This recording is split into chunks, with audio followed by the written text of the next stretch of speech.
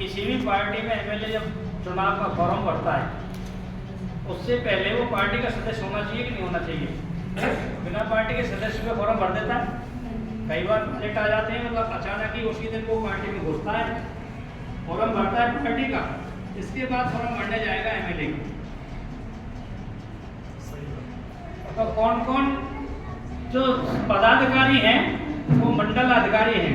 पहले मंडल बनेगा तब वो पदाधिकारी होगा। मंडल का सदस्य ही नहीं है तो वो किसी पद का अधिकारी नहीं है। ये मैं नहीं कह रहा, ये गुरुदेव लिख के गए हैं संगठन की रीति नीति भारतीय शक्तिपीठ संदर्श का। किसी के पास नहीं हो तो 2 पुस्तक ला के पढ़ लें। पहली दीक्षित होता है, दीक्षित होने के बाद में वो अंशदान और समयदान का संकल्प लेता है। अंशदान समयदान का संकल्प लेता है तो वो दे किसको?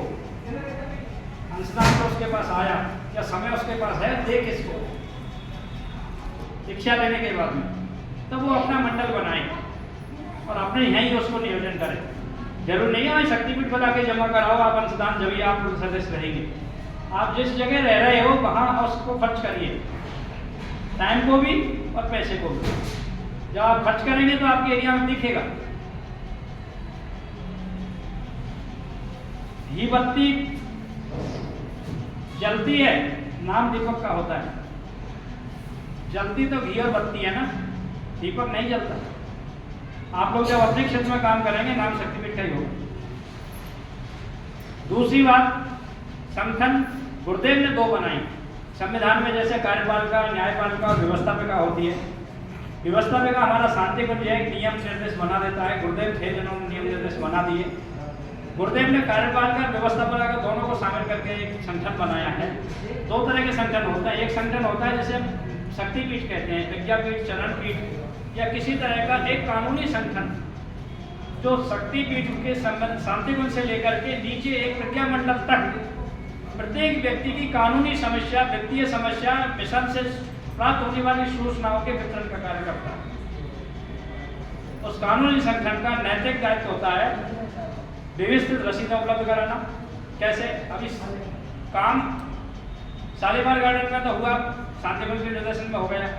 उसी टाइम में इंद्रापुरम वालों ने एक विज्ञापन कथा कराई। ये किसी भाई का सुझाव था, तो मैं 25,000 रुपये खर्च करने के लिए तैयार हूँ और हमारे यहाँ एरिया में कुछ होना चाहिए।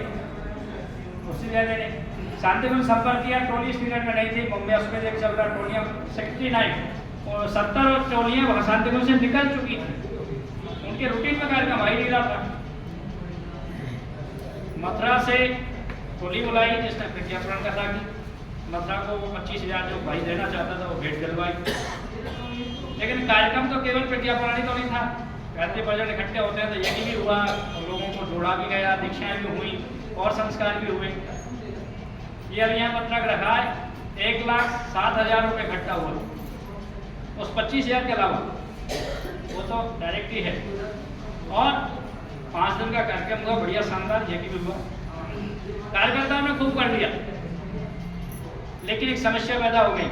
उन्होंने जो भोजन व्यवस्था में खर्च किया 30-35,000 रुपये, उसका पक्का बिल कोई हलवाई देने के लिए तैयार नहीं, कोई कैटरिंग वाला देने के लिए तैयार नहीं। वो तो अपना बिल वाउचर दे के मुझे दे गए, रसीद मेरे यहाँ से ले गए, पैसा रसीद से इकट्ठा किया। अब शांतिकुंज से के पास गया, शांति कहा बिना पक्के रसीद के हम 30,000 रुपये का भुगतान नहीं करेंगे। अब हमने जेब से तो बोले, अब रसीद का 30,000 रुपये खर्च हो गया, जमा कहाँ से हो? भाई साहब राजकुमार जी ने हमारी मदद की। इनके बेटे ने एक 30,000 रुपये का चेक वो बनाया, जीएसटी का बिल, जीएसटी भुगतान किया। इनके खाते में शांतिकुंज पैसा डालेगा, वो पैसा हमें रिटर्न करेंगे, जीएसटी का चार्ज इनको देंगे। कानूनी प्रक्रिया पूरी हो गई। आप कहते हैं ये शक्तिपीठ का दायित्व क्या है? आपने ही पार्टी, कोई पार्टी है और उसने अपने आप को एमएलए बना दिया, एमएलए जाके कहीं मंत्री बन गया। फिर संगठन का जो जिले का संयोजक है या कोई राज्य का संयोजक है, वो उससे मंत्री से कहता है तुम हमारी मीटिंग में नहीं आते हो, आपके डिपार्टमेंट में क्या क्या योजना चल रही है, आप हमको सूचना नहीं देते हो। उसका काम नहीं है, वो आप ही लोगों ने उस दिन के लिए बनाया। आज मैं हेडन पे बैठा हूँ, आज मैं इसका सदस्य नामित हूँ, पदेन सदस्य हूँ। इसलिए आप मुझे सूचना देंगे, मैं आवास व्यवस्था करूँगा, भोजन व्यवस्था करूँगा, आपकी बैठक की व्यवस्थाएं करूँगा। लेकिन मुझे पहली बार आश्चर्य हुआ है, 32 साल के काम कर रहा हूँ मैं, 32 साल से पहली बार आश्चर्य हुआ है कि जो भी संगठन के सदस्य हैं, किसी ने टेलीफोन से मुझे ये कहा हो आज तक इस शक्तिपीठ पर आपको वैसा भोजन व्यवस्था करना, कि ठहरना, कि हमको मीटिंग करना, हम इतने आदमी आएंगे, इतनी कुर्सी लगाना, इतना ये करना, बता दीजिए आप बैठिए आप सभी यहाँ पर। मैंने मेरे मन से कुछ कर लिया, लो ठीक। मात्र 2 व्यक्ति हैं हम यहाँ पर, एक बाबूजी हैं और एक मैं हूँ। 2 व्यक्ति सितंबर से शक्तिपीठ को चला रहे हैं। रिकॉर्ड देख लीजिए हमारा उठा करके, अब तक 10 लाख से अधिक शांतिकुंज को भी जमा हुआ है शक्तिपीठ से। पहले जब बंद पड़ी थी, बंद शक्तिपीठ, इस वर्ष में 265 रसीदें काम में ली गई हैं। इसका मतलब ये होता है कि एक रसीद रोजाना काम आई है, चाहे वो किसी भाई ने काम ली हो, अजय भैया ले गए हों, चाहे अशोक मित्तल जी ले गए हों, चाहे शशिबाला बहन जी ले गई हों, चाहे कोई भी ले गया हो मेरे यहाँ से। कार्यक्रम हुआ है, कार्यक्रम में उसका उपयोग हुआ है, संस्धान संविधान हुआ है। तो हम एक दिन में 10 व्यक्ति से संपर्क तो कर रहे हैं, ये यहाँ की गतिविधि है सारे भाइयों की, लेकिन वो संगठित हो जाए, व्यवस्थित हो जाए तो इसका आनंद अलग हो जाए। शक्तिपीठ संसाधन उपलब्ध करा सकता है, व्यवस्था उपलब्ध करा सकता है, और जो आप यहाँ के स्थानीय स्तर की बात करेंगे उतना हम कर सकते हैं। हमारी मजबूरी क्या है, आज यहाँ है, कल ही टेलीफोन आए कि आपको यहाँ से मेरिट लगाया जाता है, हम मेरिट में ही काम करेंगे। शांतिकुंज के निर्देश पर सब हिंडन भूल जाएंगे, जैसी परिवार की स्थिति है। तो आप सभी यहाँ आए, बहुत बड़ा समय निकाला, भोजन 2 घंटे से तैयार रखा है, सही 12 बजे आपके सामने भोग लगवा दिया था। मेरा तो प्रयास ये था कि भोजन कराने के बाद ही दोबारा भले बैठ ले, लंबा हो गया काफ़ी। आप सभी से मेरा करवत निवेदन है, प्रसाद मातेश्वरी का तैयार है, भोजन ग्रहण करिए, प्रसाद ग्रहण कीजिए, और जो भी यहाँ संबंधित व्यवस्था संबंधी जो सुझाव हों आप व्यक्तिगत मुझे कहिए, प्रयास मैं पूरा करूँगा। और मेरे प्रयास असफल रहते हैं तो जो मेरे से ज़्यादा वरिष्ठ हैं, जो उसमें जानकार हैं, उनसे मैं सहयोग लूँगा। अगली बात आ रही थी अखंड ज्योति उपनिर्माण योजना वाली। कुछ लोगों की ये भ्रांतियाँ पैदा हुई थी, हमारे पास रिकॉर्डिंग है और टैग भी हैं। लोग उन नामों पे घरों पे जा रहे थे जो मिशन से जुड़े नहीं थे, शांतिकुंज से जुड़े नहीं थे। उस पॉइंट पर शांतिकुंज कोर्ट गया, कोर्ट ने उन लोगों को बुला के ये पूछा कि आप लोग गायत्री परिवार के नाम पर काम कर रहे हो, पता आपके कार्यालय का पता गायत्री शक्तिपीठ हिंडन लिखा हुआ है, पता भी यहाँ के नाम से रजिस्टर्ड है, गायत्री शक्तिपीठ हिंडन के नाम से रजिस्टर्ड है, तो आप इन दोनों संस्थानों से गायत्री शक्तिपीठ हिंडन और शांतिकुंज से किस तरह से एफिलिएटेड हो, उनकी सहमति या उनके द्वारा नामित? बोला हम दोनों तरह से ही, न तो हम उनसे एफिलिएटेड हैं, उनके द्वारा नियुक्त नहीं है, और हम उनके सहयोगी भी नहीं। तो कोर्ट ने, कॉपी मेरे से ले लीजिए, कोर्ट ने उनको पाबंद कर दिया है कि आप पंडित श्री राम शर्मा आचार्य, वंदनीय माता भगवती देवी शर्मा एवं गायत्री माता का चित्र लगा के कोई कार्यक्रम नहीं कर सकते, उनके नाम की रसीदें नहीं छपा सकते। लोग आपको गायत्री परिवार का प्रतिनिधि समझकर पैसा देते हैं, और पैसा जनहितार्थ का में आना चाहिए। आप निजी हितार्थ उपयोग करते हैं, ऐसा कहीं कोई रिकॉर्ड आपने हमें पेश नहीं किया है।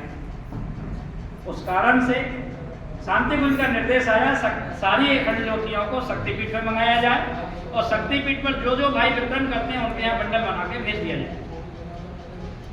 पहले से ही हमारे MP कंसल जी उनको मंगाते थे, सारी शक्तिपीठ MP कंसल जी के पास आती हैं, और वहीं से बंडल बन के और जो वितरण कार्यकर्ता हैं वहाँ तक पहुँचती हैं।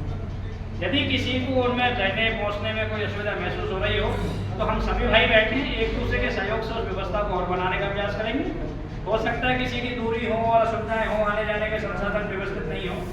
अभी शशिबाला जी बहनी आई थी, वहाँ पर गोविंदपुरम तक, स्वर्ण जयंतीपुरम तक, यहाँ से अगर ज्योति जाती हैं अभी लेके गई हैं, तो प्रयास करेंगे। हम तो बाहर के आदमी हैं, वैसा हमको नहीं पता, उससे कहते हैं लोकेशन भेज दीजिए, हम आपके यहाँ पहुँच जाएंगे, ओला कर दीजिए, हमारे पास साधन नहीं है, ड्राइवर नहीं है, तो हम आ जाएंगे। पर हम संगठन कहाँ कैसे पहुँचेगा, यहाँ की रूपरेखा क्या बनेगी, कहाँ कौन व्यक्ति सक्रिय है, ये आप लोग सहयोग करेंगे, तो उसका संसाधन और व्यवस्थाओं में हम पूरा प्रयास करेंगे। और यहाँ से किसी को किसी तरह की आपत्ति हो, निःशुल्क रूप से या बड़े भाई बैठे हुए हैं, उनको बताइए, मेरे को नहीं बता सकते हैं तो बड़े भाई शांतिकुंज को बताएंगे, शांतिकुंज हमें निर्देश देगा, हम और सुधार करेंगे, हम पालन करेंगे। घर छोड़ा है, परिवार छोड़ रखा है तो सिर्फ इसलिए कि हम कुछ कर पाए, और हमारा टाइम भी बेकार जाए और हम कुछ नहीं कर पाए, तो उसमें एक ही कारण रहेगा कि जिनके लिए कर रहे हैं, जिनके साथ कर रहे हैं, उनका हमारा तालमेल नहीं मिल पा रहा है। मैं अपनी बात बताऊं, लगातार 13 साल तक जिला करौली का जिला संयोजक रहा हूं, रिकॉर्डेड देख लीजिए। 269 प्रज्ञा मंडल आज संचालित हैं, लिस्ट आप निकाल के दे दूं। और रामजीलाल जी सिर्फ एक तहसील में जाके आए थे, इनसे पूछ लीजिए। मेरा संगठन यहाँ से भी अभी भी मैं संपर्क में रहता हूँ, किस तरह से व्यवस्थित है।